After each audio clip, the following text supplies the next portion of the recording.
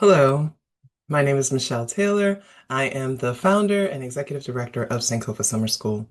I am so happy that you have joined us this evening, and we are in for a treat. This is our sixth year running this program, and each of the classes have been selected to represent the diversity and the beauty of people of the African diaspora. I brought in some experts who are going to share everything that they know with you.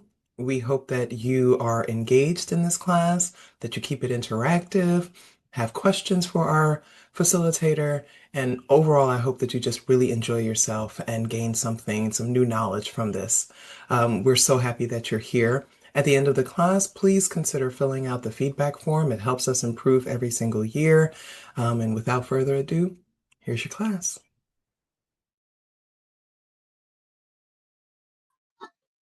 All right. Thanks, everyone, for being here. I'm so excited to talk to you about this topic.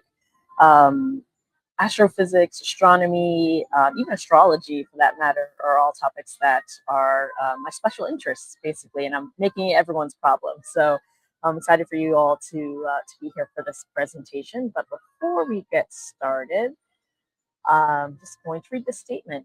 So Dr. Molefi K. Santi developed Afrocentricity as a theoretical framework in the 1980s. Since then, brilliant scholars have expanded the Afrocentric paradigm, giving us a template to guide our educational practice. Simply, being Afrocentric means centering Africana people in their own narratives and making them the subjects, not the objects, of other people's stories. For most of us, our learning experiences have been primarily Eurocentric. We learn that European ways of knowing and being are best and universally applicable. Afrocentricity challenges this notion of European white supremacy and encourages us to center ourselves as African people first and foremost. So let's get into it. I just wanted to start out with this quote, which I really love from this book. It's a great book. I definitely recommend it to everybody. And the quote, I'll read it. I hope to map out for myself and for others an understanding that creating room for Black children to freely love particle physics and cosmology means radically changing society and the role of physicists within it. In the end, I have two big dreams for Black children and others, besides clean water, good food, access to healthcare, and a world without mass incarceration. One, to know and experience Blackness as beauty and power, and two, to experience and know curiosity about the night sky, to know it belonged to their ancestors. That too is freedom. I really love this quote. I just find it to be very moving. And it's from this book by author, and she's also a theoretical physicist, Chandra Prescott Weinstein. And this quote I think really speaks to why I wanted to present on this topic today. Um, because we need to be able to connect scientific curiosity to our history, to our identity, and increase access. So moving along, so let's start out by talking about the cosmos as ancestral inheritance. Um, the way that cosmology is often talked about and astrophysics is often talked about, it's almost as if, the sky belongs exclusively to laboratories or institutions. But human beings everywhere have studied the movement of celestial bodies and developed these systems of navigation and marked seasons, created calendars, interpreted the relationship between earthly and cosmic processes. This has been happening for millennia. Uh, and African societies in particular produce rich traditions of astronomical observation, cosmological philosophy, and symbolic systems for understanding the relationship between humans and the universe. And this separation between scientific knowledge and spiritual knowledge itself is very historically specific. Many African traditions did not actually divide reality into isolated categories of physical matter, experience, and meaning. Instead, they developed these integrated systems for understanding how visible and invisible forces interact. And the point in the last quote about the night sky belonging to our ancestors is not just about like representation, it's about recovering that relationship between the universe and ourselves, which our ancestors had. And a lot of folks might know Neil deGrasse Tyson is a very famous astrophysicist, and he talks a lot about how every atom in your body was forged inside a star before that star exploded. So we're not actual figuratively stardust, we're literally stardust. And this biologically connects us to all life on Earth. It also chemically connects us to the planet, and it connects us on an atomic level to the universe. And Western astrophysics arrives at a lot of the conclusions that I'll be talking about throughout this presentation, but these are things that our ancestors knew of. So you can think of astrophysics coming to these conclusions, kind of late. Um, and so diving into African cosmovision, cosmovision, it's just basically an understanding of reality. And this understanding of reality can include ontology. So this is about what exists, what is the nature of being.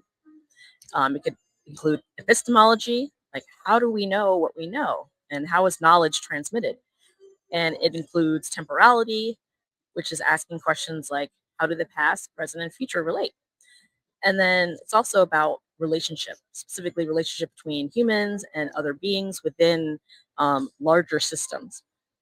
And every society has some kind of cosmovision. It's basically their assumptions about what exists, what matters, how we relate to the world around us. And African cosmovisions, they frequently emphasize relationships as a fundamental feature of existence. And knowledge typically carried through multiple forms, things like oral traditions, ritual practice, symbolic systems, philosophy, ecological observation, and community memory. And this really challenges the idea that knowledge only exists in written academic texts or formal scientific institutions. The traditions we will examine today are not just collections of beliefs that are detached from intellectual inquiry.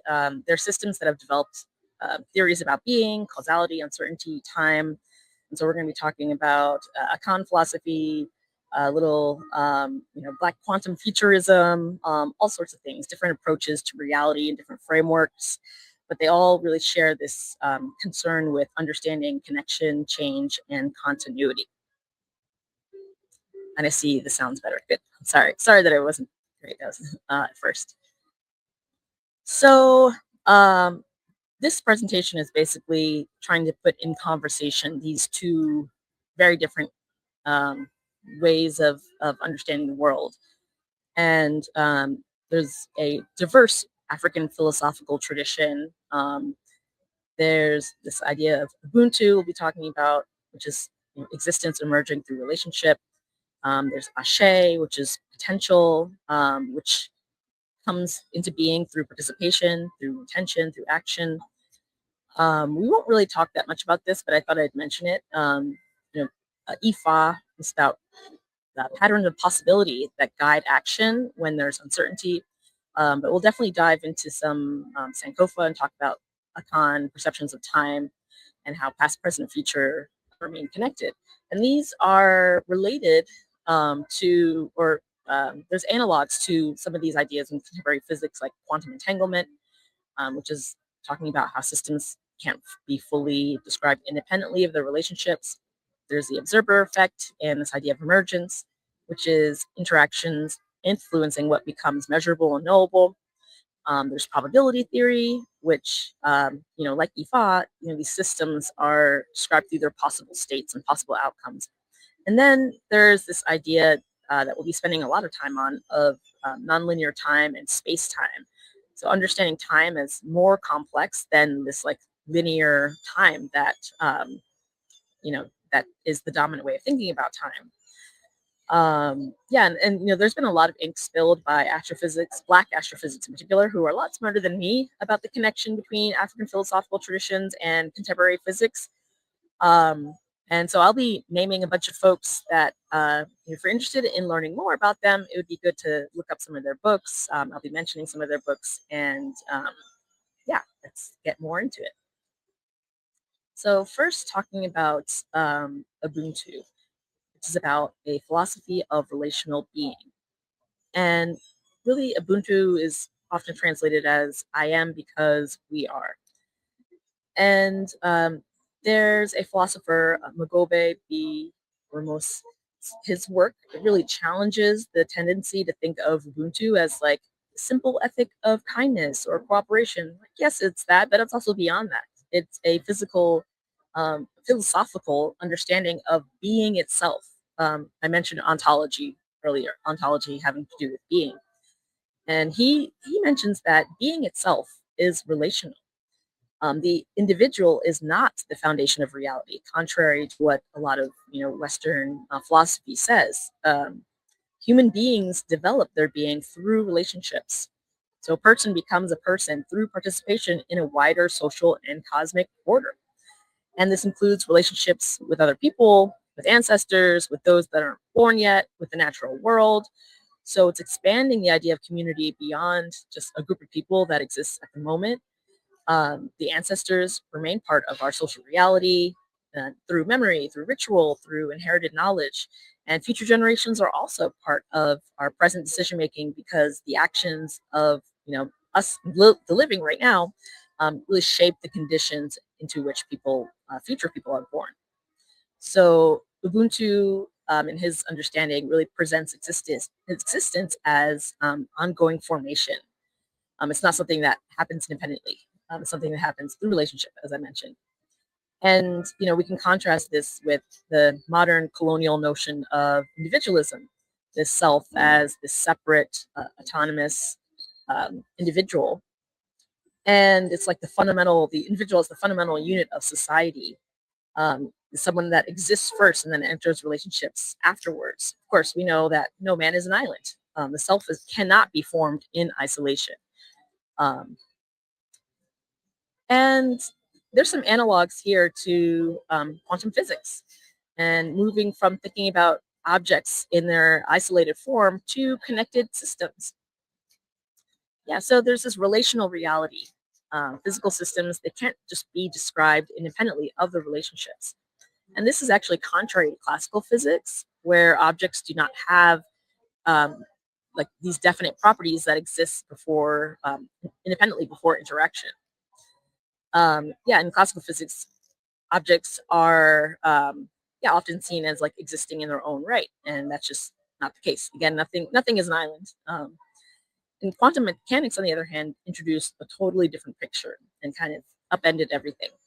At the quantum level, certain things are entangled, meaning that their states become connected in ways that cannot be described fully when they're separate. So the relationship between the systems becomes part of the physical description of the thing. And there's this philosophical point of connection with Ubuntu. So human beings can't exist apart from our relationship, and our relationship, our identity, is formed through family, community, history, and environment. And at the same time, quantum entanglement shows that at a physical level, relationship is also a fundamental part of being.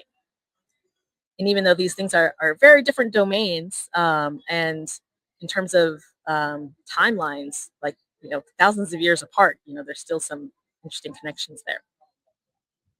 And going to the power of Ashe. So Ashe is this Yoruba concept of the force that enables existence, movement, and transformation. It's really this vital force that allows things to go from potential to go into being. It's not just like energy in scientific sense. It is like a philosophical and a spiritual concept, and it describes the possibility of things to move from possibility into actuality. And Ashe flows through the whole world and through human participation in the world. And it operates through speech, through intention, through ritual action, through ethical alignment. And yeah, words participate in this creation of reality. And speech in particular is very significant because words are understood as active forces. I've often heard people say, like, words are spells. So to speak is not only to communicate information, speaking can invoke, it can shape, it can affirm, it can direct, it can transform, it can do all of these things. And, in a lot of African diasporic traditions and also African continental traditions, we see naming, chanting, prayer, song, ritual language are all forms of participation in creation. And Ashe suggests that reality is not static. Existence is continually unfolding, and humans participate in that unfolding through our actions, through our choices, through our words. And this provides a philosophical foundation for understanding humans as active participants within the cosmos rather than these like detached observers standing outside of it, which, in a lot of colonial thinking, there's this idea of of man separate from nature, outside of everything, which, our ancestors knew that that's ludicrous. And, now the science is finally catching up to this idea. And one of the ways it's catching up is through this observer effect study that has been popularized for a lot of reasons. But basically, in this experiment, there was a light form, and the light form, the wave of the light form would change depending on if it was being observed or not. Um, and yeah, so quantum mechanics is also introducing this challenge to the idea of a completely detached observer. And when you measure something, you're not just measuring it outside of it. You're interacting with that thing, and then knowledge emerges through that participation. Um, yeah, so as scientists, as scholars and academics, we're not just looking at systems from the outside. We're the process of observing and measuring. It involves engaging with the system, and that interaction affects the outcome. And of course, this challenges some of the older assumptions that the observer can be completely apart from what they study. Um, and of course, this also creates a conversation with Ashe. I mentioned that Ashe. The idea of Ashe recognizes that human beings participate in the unfolding of reality through intention, through speech, through action. And in the same way, quantum physics, through the observer effect, demonstrates that interaction is fundamental to how we encounter and describe reality. So again, the universe is not a finished product. It doesn't simply exist. It is continually becoming. It is forming. It's not just a frozen collection of things. It's this dynamic relationship and transformations that are continually happening. And one thing that's very interesting is this idea of jazz cosmology. There's this book called Fear of a Black Universe by Stefan Alexander, and he introduces this concept of jazz cosmology. And it's a way of thinking about the creativity and unpredictability present within the universe.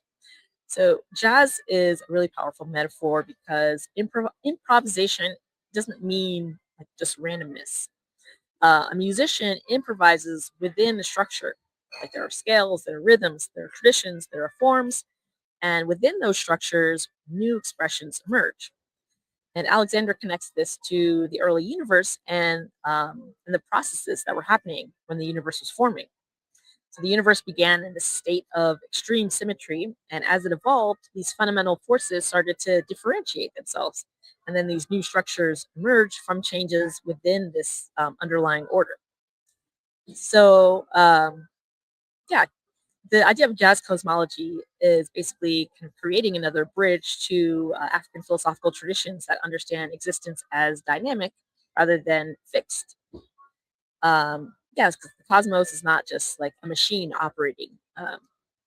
There's in a lot of colonial thinking, there was this idea of like the mechanical universe, and our ancestors knew that it wasn't mechanical; it was a living, breathing, changing, dynamic entity. And now, as people are studying more about quantum physics, they're finding the same conclusions. Oh, this is a quote from him. That's him depicted. I love that picture. I thought it was interesting. So while improvisation logic is key to guiding us to new landscapes in physics, it's not enough. As every jazz musician knows, we must also learn from the improvisations of others, which is why like these kind of spaces are so important. Sankofa Summer School, it's because we have to be able to learn from the improvisations of others, from what other people are doing, what other people are coming up with. Um, and all right, moving to the next slide. I just wanted to quickly look over the comments. All right, so the next thing I wanted to talk about is Sylvester James Gates Jr., who's depicted in that that image. It's actually a video, but I don't think we won't watch it today. And he is a famous theoretical physician, and he's explored some of the most abstract mathematical structures used to describe the universe. And he studied this concept of supersymmetry. And when he studied this supersymmetry, he worked with systems of organization called error catching codes. And these are mathematical structures that help preserve information within complex systems. And he decided he was going to visualize these codes. And some of the diagrams appeared in the form of Adrupa symbols. I don't know if folks are familiar with those symbols, but it's a philosophical and symbolic system developed among the Akan people of West Africa. And this resemblance that he noticed was quite controversial, but I thought it was very interesting to think about that. These complex mathematical structures resemble these Ajinkra inspired diagrams that have been used for a very long time by our ancestors. And these symbols, they're not necessarily like physics equations, but they do describe the universe in sometimes similar ways that mathematical models do. And more importantly, they reveal things about human knowledge making. Yeah, because both mathematics and cosmology rely on symbols to make invisible patterns visible. And Gates' work invites us to consider how different knowledge traditions use representation as a tool for understanding the hidden structures that shape reality. Because that's also what mathematics is. I think people forget that mathematics is also a set of symbols that we use to understand the hidden structures of reality. And I was going to put his name is Sylvester Gates. Make sure I have Sylvester James Gates Jr. He was I think he got his PhD from MIT. I think I'm trying to remember where he was teaching, but it's drawing a blank right now. I don't think I have the hold on a second. I was gonna see if I can at least find I have a list of a PDF of Adinkra symbols. I don't have his symbols in particular, um, but hold on one second. Let me just get this, just so you all have a better sense. I was gonna put it in the chat.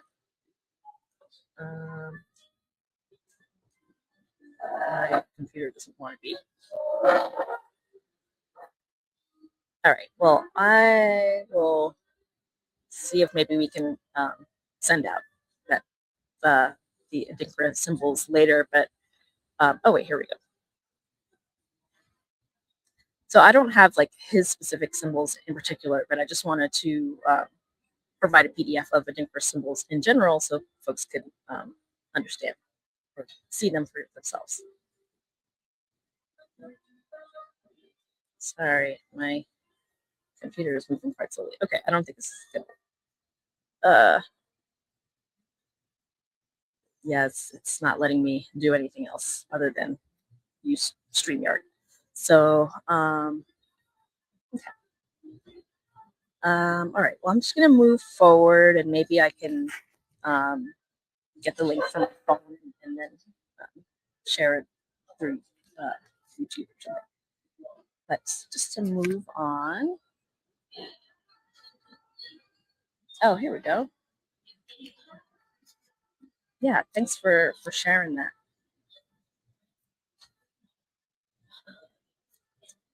And all right, so yes, okay, moving on to this next slide. Okay. So moving into a contemporary philosophy. There is a philosopher named Kwame Gaike. He was a Ghanaian philosopher, and he was an important figure in the development of modern African philosophy. Oh, thanks for posting that in the chat. So he had this analysis of Akan philosophy that gives us an alternative to the linear mechanical time that we often understand in Western modernity and sort of a colonial way of thinking about time. And he thinks about time, or he says that the Akan split time into two concepts. So one is the emere and the other is bere. So emere is measurable time. So it's maybe like the time that we use to organize our daily life, that kind of practical clock calendar sense of time. Here are some of the Adinkra symbols that you can look at a little bit more while we wait for her to come back. I actually have some of these tattooed on me. Um, and I've used them in various ways. We use the Sankofa symbol for this school. It represents go back and fetch it. And yeah, this is the time that we use to organize our daily life. And then there's this other form of time, vere, which is more qualitative than quantitative. And here, time is about relationships and about patterns, rhythms. Um, and so, in this way of thinking about time, the past hasn't disappeared. The ancestors have an active presence and they influence our own lives. And Ramose calls this the unbroken and infinite chain of relationships that are connecting the living, the dead, and the yet to be born. So, yeah, so the relationship between past, present, and future is the philosophical foundation for Sankofa, which is this idea of going back to retrieve the gems of knowledge needed to transform the present and build multiple futures. So there's this idea of Black quantum futurism. And Rashida Phillips, she's an interdisciplinary artist, a writer, and she's also a housing advocate. And she founded the Black Quantum Futurism Collective with Kame Ayewa, also known as More Mother. And Black quantum futurism is a radical practice that blends quantum physics, Afrofuturism, and African diasporic concepts of space and time to challenge linear Western narratives and challenge Western time constructs and also address systemic um, injustices. Yes, so dismantling the master's clock is the right slide. That was the slide I've been trying to go to.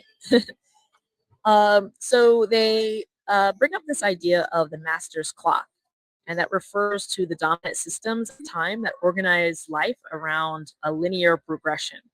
So they model time as this straight path. Like there's a past that moves to a present, that moves to a future. And within this framework, whole societies and people are ranked according to where they appear on the timeline of development. So Black quantum futurism, it challenges this understanding by examining Black experiences of time, thinking through things like interrupted histories, through ancestral memory, through repetition, through survival, through speculative futures. And linear time can erase the relationships between generations. It also, linear time also suggests that the past is finished and that histories of oppression are isolated events, or that the future exists separately from what came before. But Black quantum futurism proposes another way of understanding time that accounts for memory, for recurrence, for multiple possibilities, and for the continued presence of ancestral knowledge. And hopefully the next slide will change soon, but I'll just start talking in the meantime. There we go. So talking about the fourth dimension, which fourth dimension is time, and thinking about Sankofa as temporal navigation. So there's a Nigerian philosopher whose name is Nkiru Nzegu. She's also an art historian. She's at SUNY Binghamton. And, you all probably know this symbol, the Sankofa, the bird reaching back for an egg. And it's a visual metaphor for the proverb, which I think it's more literally translated to "it is not wrong to go back for that which you have forgotten," but it's commonly translated as "go back and fetch it." So in a like conventional Western three-dimensional reality, time is viewed as a sequence where cause must precede effect. So A triggers B, B triggers C. And Professor Nzegwu claims that Sankofa is not simply remembering history, it's a way of knowing. In this understanding, knowledge exists across time, and communities can retrieve what was interrupted, forgotten, or intentionally suppressed. The linear understanding of time treats the past as something behind us, but the concept of Sankofa treats the past as a resource. There's ancestral knowledge, there's cultural memory, there's survival practices that can be accessed and reactivated when they're needed. And she also argues that Sankofa requires us to use all of our senses to understand the energetic impulses of our environment and also to understand the energy of our ancestors. So we can treat the past as a living resource, not just like this closed chapter. And that's what she means by a practice of temporal navigation. It allows us to retrieve interrupted or suppressed knowledges to reconfigure what is possible. And she notes that in this reality, time does not behave as Western society says it's supposed to. She talks about it's a space where one might throw a stone today and hit a bird yesterday. And the stone thrown today represents a present action that can have a meaningful effect on the past because the past is not sealed, it's not finished. And this actually parallels a lot of quantum physics, specifically the concept of retrocausality, where an effect can actually precede a cause. And entangled particles can send waves backward in time, sometimes to the moment of their creation. Seems like epigenetics is part of this. Yeah, I think that can be true as well. In terms of there's a way in which our genes are an expression of ancestral ways of knowing, ways of being. Um, I see this comment about this is definitely something queer people draw on centuries to create community and family outside of the traditional framework. And you know what? I have a slide specifically about queer notions of time, which at the end, which we'll get to. Because I agree. Um, and so moving on to this idea of the entangled time tree.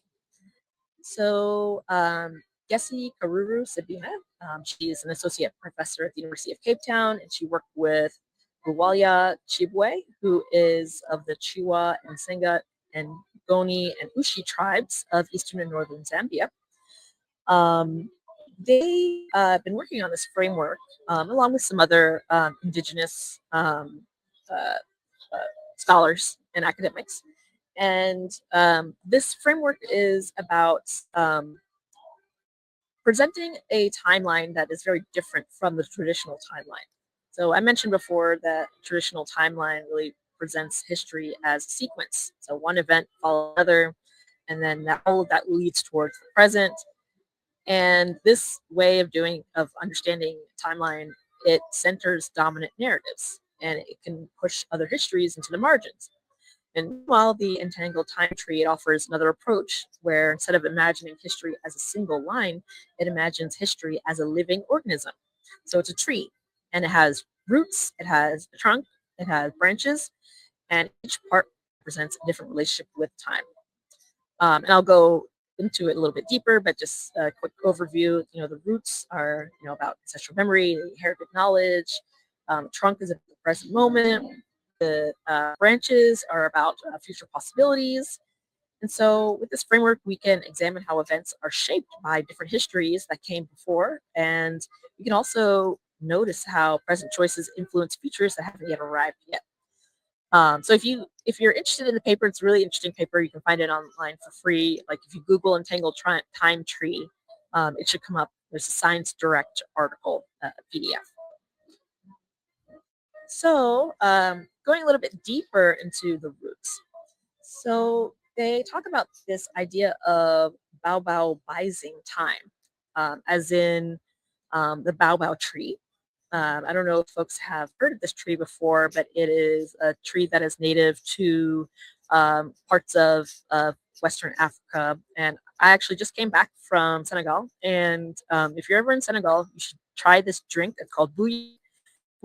Is basically the fruit of the baobab tree dried up, and they make like a juice from it. It's amazing. It's kind of tart. It's delicious. So that's an aside, but I just want to, throw a shout out to Senegalese people and the bouillon drink because it's so good. But anyways, so instead of thinking about time as a straight line, you can think about the roots of the baobab tree, which are really deep. They're layered and they're tangled. So our past, our roots, there are multitudes. We have multiple pasts. In a lot of Western thinking, the past is treated like this settled record. Like we have history. You go to school and you learn history, and there's really just one history you're learning, like the dominant history. And with a lot of Africana studies and different indigenous studies, we're seeing people challenge those histories, and so we're understanding that there are multiple histories now. And there's the past that we know, but there's also a past that really never got recorded, and that's also part of this framework. And there's a past that maybe only survives as myth or as rumor or as like a half remembered story. All of these pasts count, not just the one that's like documented in the history books, not the one that's taught in history departments or in history classes. All of those ways of understanding the past matter. And none of these roots are dead, even when they've been cut off. And some of these roots have been cut off by colonization, by slavery, by displacement, a lot of different things. Like these things broke up a lot of lineages. But even with that, because roots are interrupted, it's not the same thing as disappearing. Like they're still there and they're still capable of shaping what's next. So we can still draw from these pasts through ritual, through stories, through practices that get passed down, whether or not we can trace them exactly where it came from. But whatever has survived is what we can build from, even if it's incomplete in some way. And just as a personal story, I had a psychedelic journey at one time, and I communed with an ancestor, and she basically, it's sort of the inspiration I think for this talk because when I was talking with this ancestor, she was telling me a lot of this stuff that um, the present moment, like what I'm experiencing, like I can transmit my joy to her, and me transmitting my joy to her in that moment helps her survive what she is experiencing in the moment. I had this visual of her like literally in the bottom of a slave ship, undergoing the worst kind of cruelties. And she told me in this vision that my uh, that my joy, my happiness, the happiness of my lineage helps her in that moment, in that past moment. Um, and so for me, that was a sign that the past is mutable. We can actually change the past. Um, and I was just seeing a comment about a book chapter coming out about this, and that's something I would also love to read that as well. So looking forward to hearing more about that. Moving along to the trunk, and the trunk is the present. And when you think about the trunk, it is this confluence of being. And I'll talk about what that means in a second. But first, there's this idea of the thick present. There's something about, I just love that phrase. I think it's kind of funny, but I love it. It's this thick present, just like the baobab tree, right? The trunk is very thick. Um, and so sometimes people think of the present of like as like a passing moment, of like this second on a clock. But this framework says the opposite. The present is actually quite thick.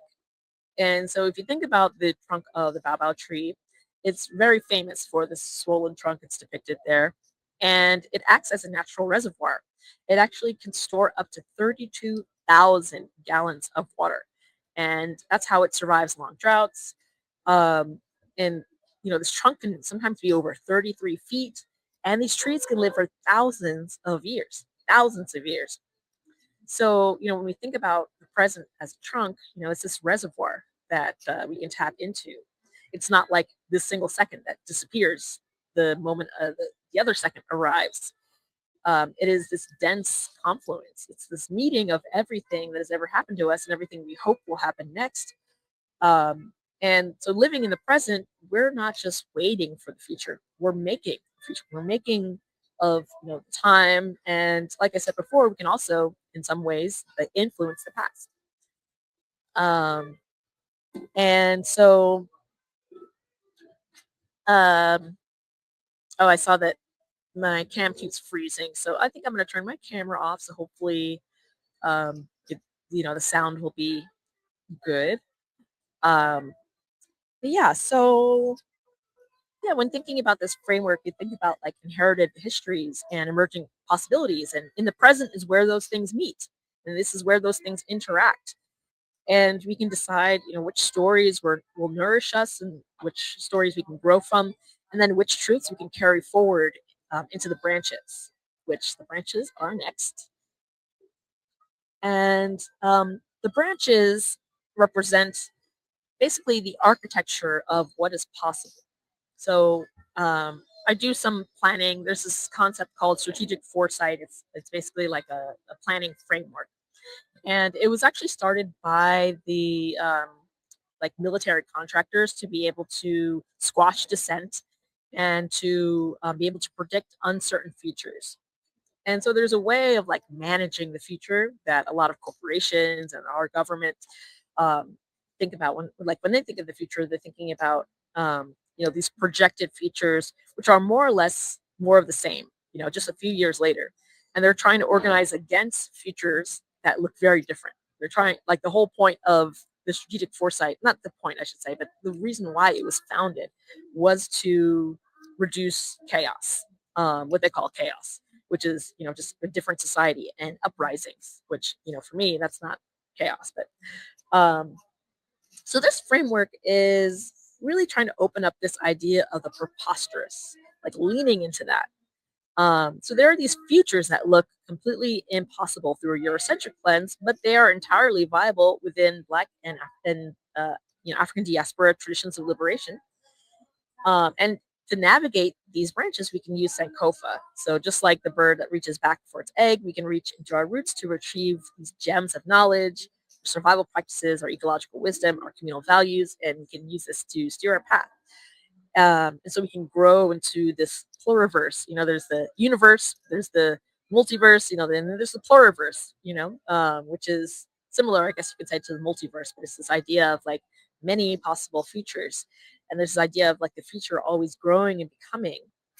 And Kara Keeling is an American academic in the humanities, and she uh,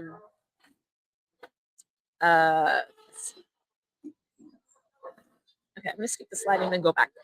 But I highly recommend this book. It's called Queer Times, Black Futures. It's really, really interesting. And she talks about the queer times we're in and about queering time. But she also talks about this concept of like the Black Swan event. And the Black Swan event is a moment that lies completely outside of regular expectations, and it carries this huge impact. Like, it is completely outside the colonial imagination. So one of the examples she uses is the Haitian Revolution. Like, this was unthinkable to Europeans until it happened, you know? And it completely shattered the white supremacist logic of that time. And, I love this comment someone put in the chat that uprisings are never chaos. And, I think that on the one hand, you know, I agree, like, that uprisings are planned. Like, this wasn't an unthinkable thing to the Haitians. They've been planning this for a long time, you know, they've been thinking about it for a very long time, and so it was planned. And I think oftentimes when people think of chaos, they think of these things that are spontaneous, that, you know, uh, come out of nowhere and that just seem completely out of place or something like that. But in this book, she actually does talk a lot about chaos and about building from chaos and about the skills that the Black communities have in particular, the skills that make us anti-fragile and beyond resilience. Because, resilience is, we hear a lot about resilience, right? Where you can like bounce back from whatever.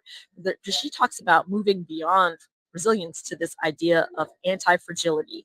And anti-fragility is like about leaning into the chaos and about understanding that the chaos can actually be, a source of imagination, of growth, uh, and yeah, and it can help with the rupturing, the fragility of colonial certainty, because the colonial order is, despite its dominance, is quite fragile. But she goes into this idea of queer temporality, of like this open mesh of possibilities. and the refusal to follow a straight line. And she also talks about the poetry of the future, which I loved when she talked about that.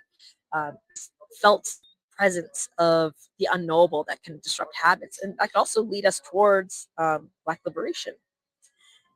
And yeah, so the future isn't something that we can map fully.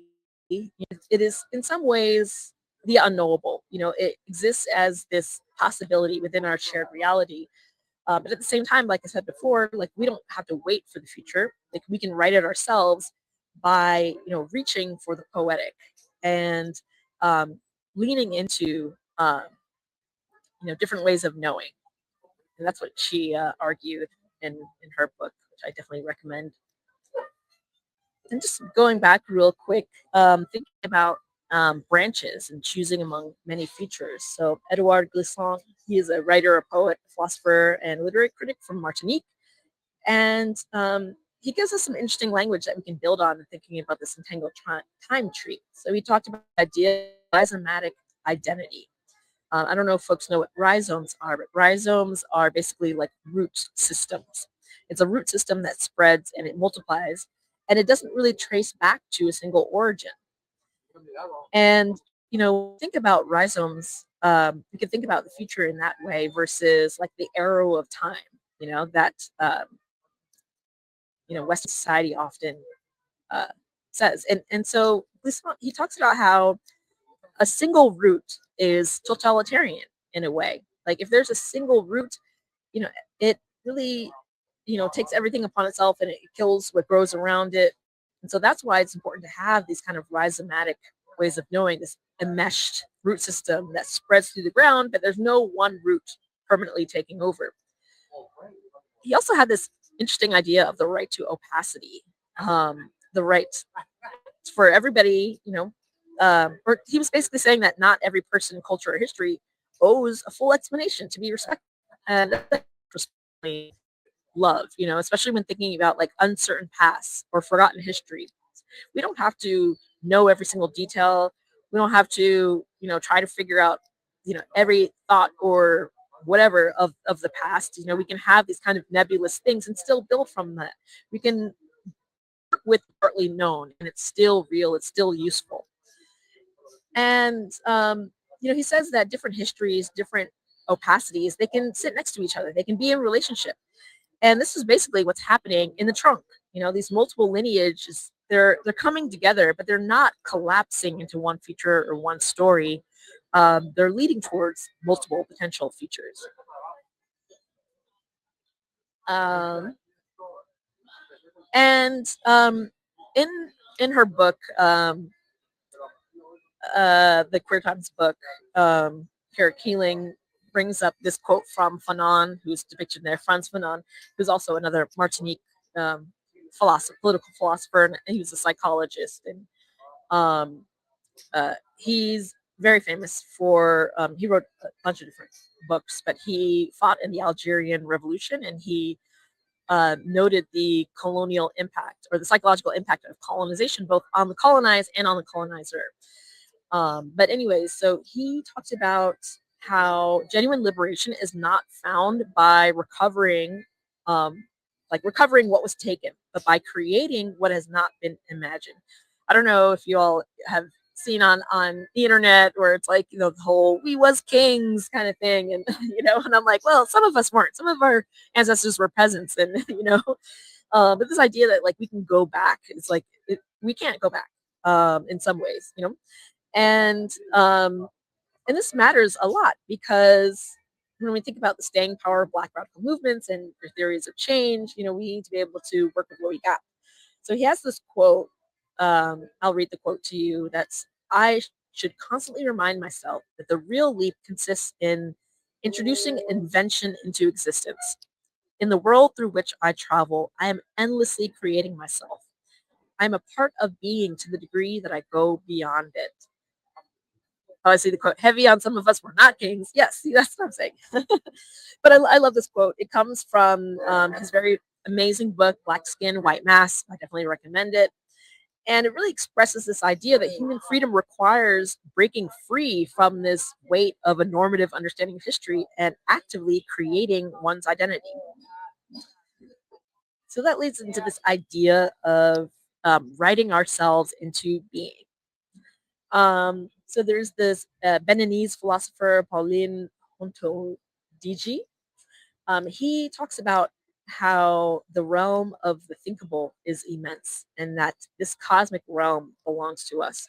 So we can use math or like the math of physics, or we could use the rhythm of jazz or whatever, but we can engage into like in storytelling that helps us write ourselves into being because we live in a participatory universe. Our curiosity is not passive. Through the ashe, through the observer effect, our intentions actually help determine which preposterous future actually manifests. So we're not like helpless victims of time. We're actually active architects of the future and the present, for that matter. Um, and then just to kind of wrap up, I think this is my last slide.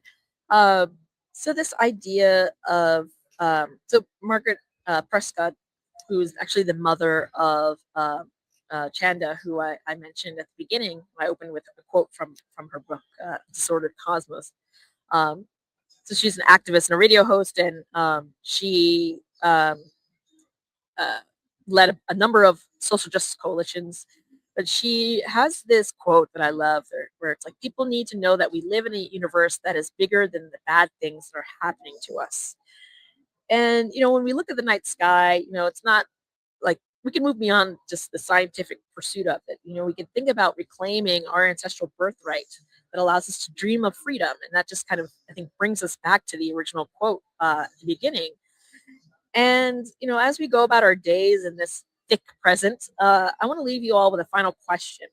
So, what ancestral technology does the future most need us to remember right now? That's the question I'm going to leave you with. And I think that's my time. And thank you all for putting up with the technical difficulties and for participating. I really appreciate you all. I think, I don't know if we have time for Q&A.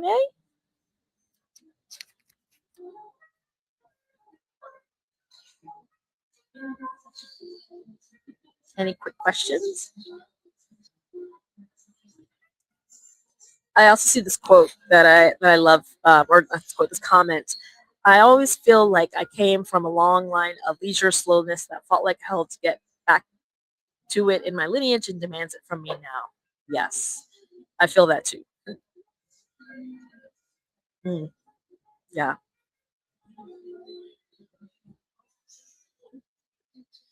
yeah, and I see some great comments in here.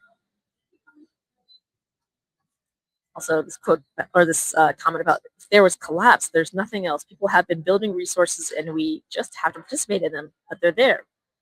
It's true. And I think it's very popular right now for people to talk a lot about the apocalypse. People there's climate change happening, political things happening, and I like to remind people that Black communities have been going through the apocalypse many times over, like many times over, where people lost everything, and they still survived. And so we can, look back to Black radical traditions, Black movement building to think about, how do we survive the unimaginable? Like slavery was unimaginable in its cruelty, and if our ancestors can survive that, then we can survive whatever's coming. The resources don't exist in a vacuum, aka in what the government can provide. That's true. And I see this comment. The presentation really ate. Thank you. Appreciate it. Well, I feel so inspired and enlightened right now. I'm so glad. I'm so glad. I appreciate I live in Hawaii. The nation of Hawaii says they've been through this and have knowledge. They're still here. Yes, I love that. Any questions?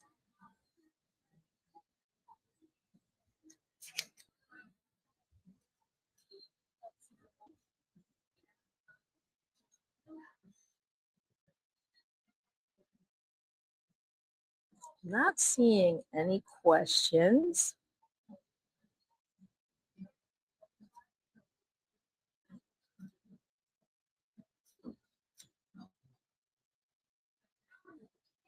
Oh, I think someone's typing a question.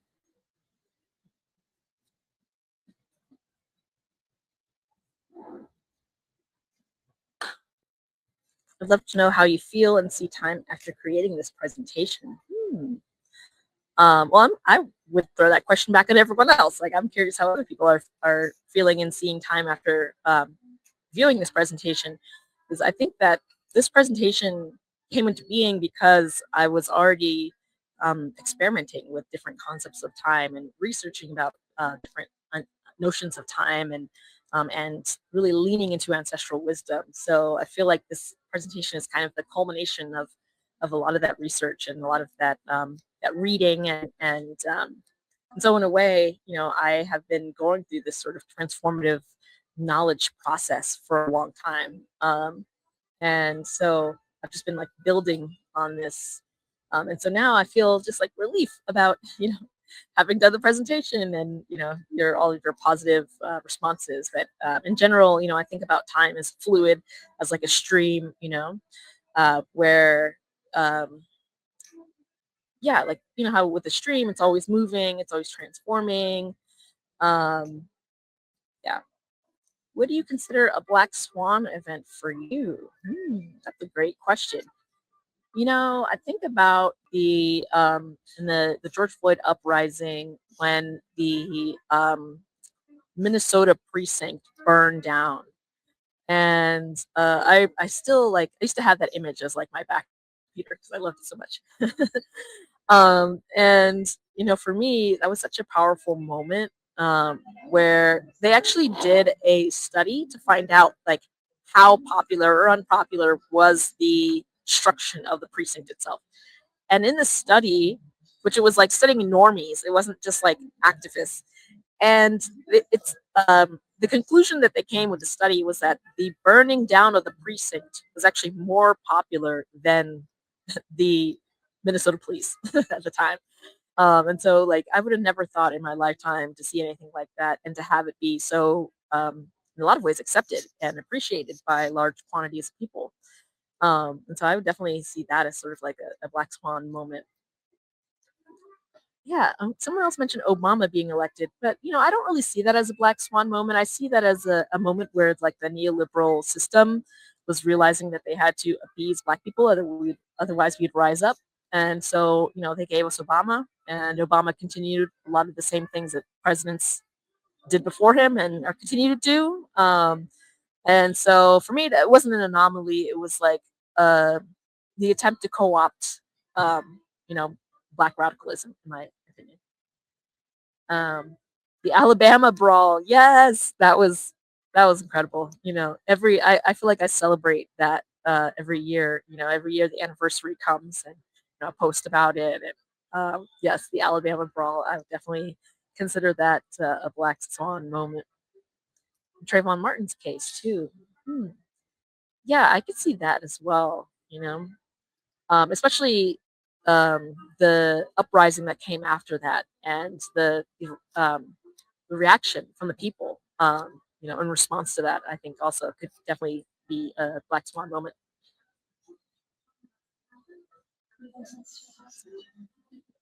I see a comment about I feel that way about Seattle's reaction and formation of zones where they were organized. It was heartbreaking how it ended. Yeah, are you talking about the Chaz, what is it called? Chaz zones or whatever? Um, yeah, I do. I remember that. Um, yeah, it was an interesting time.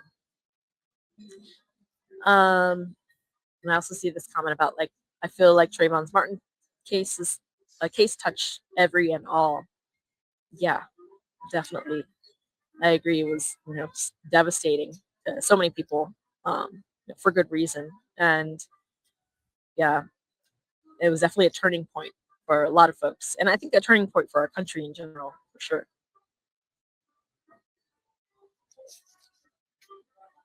Iran's resistance feels like one. I could see that. I mean, I feel like with the closing of the straits, like that feels like something at least the U.S. government maybe didn't expect to happen. And yeah, it feels like I would say even beyond that, like, well, yes, the resistance in general, and beyond the strait, closing the strait, like just their capacity in terms of the amount of like missiles that they were able to both create and launch, but also like how they've destroyed so many U.S. missiles to the point where like the U.S. missiles are becoming depleted. For me, I would never think the U.S. like we have like endless weapons. We have this military industrial complex that has like multi-trillion-dollar budget, and the idea that we're running out of missiles because of Iran's resistance, I think is so interesting, and I would have never thought that to happen. Mm-hmm. World is waking up. I can see that for sure. That in the already preceding bad energy from October 7th. I'm not sure exactly what that means, but yeah, if you want to clarify a little bit more. Oh, yes, we are over time. Yeah, thanks everyone for being here and for your great comments and for your attention and for putting up with the technical difficulties. But yeah, I appreciate you all.